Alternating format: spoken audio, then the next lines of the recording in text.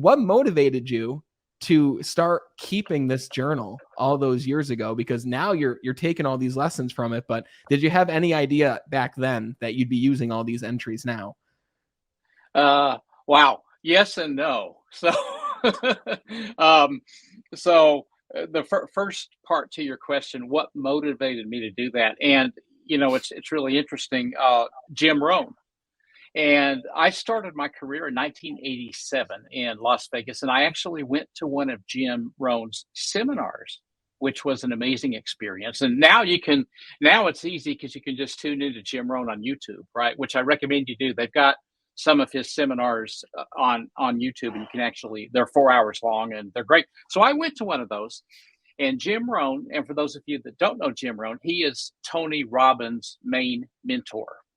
So I think for those in the younger generations, you all would know who Tony Robbins is. So his mentor is Jim Rohn, right? So I'm more of a dinosaur. So I'm more from, kind of that era. But back in 1988, Brandon, I went there. And one of the things that Jim Rohn says and writes about in all of his books is basically, don't treat your brain like a filing cabinet. Write it down. Keep a journal, right? Because someday that will be an incredible library. Now, so from that day forward, I did that. And it is something just that simple. It's kind of like the Forrest Gump movie. Okay, well, you said do that. I just ran. So I just wrote. And so what that meant to me was actually, if I can capture my journey, and I wasn't thinking 30 years ahead, I wouldn't be truthful if I said that, but if I could just capture some key concepts, write them down, like Jim said, just basic, and just be disciplined about it and consistent with it, then I don't know how I'd use it someday. So the no part to your question is that I didn't know that I'd be doing this. And we didn't even have the internet back then. We were lucky to have access to a computer, even at work.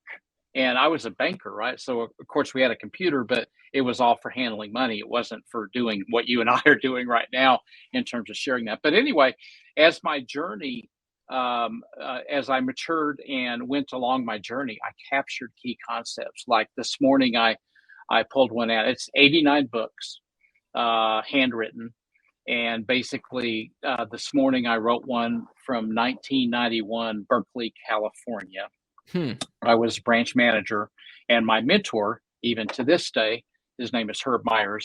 He said something to all the branch managers in the room, and what he basically said was that he was talking about teamwork, and that every human being wants to feel important, and they want to contribute to something. Now, what that is, there's a lot of variables in what that is. So obviously, but his message was, as a leader, we can influence that by understanding the fact that everybody wants to feel important. So that's today's lesson from 1991. That concept applies today in 2022 as much as it did 31 years ago. Back on that day. So that's kind of a long answer to your question, but that's pretty much, it came from Jim Rohn is a short answer. And no, I didn't know that I'd be doing this with Brandon Eastman on something called a computer 31 years ago, or longer than that, actually, 30 plus years ago. Yeah.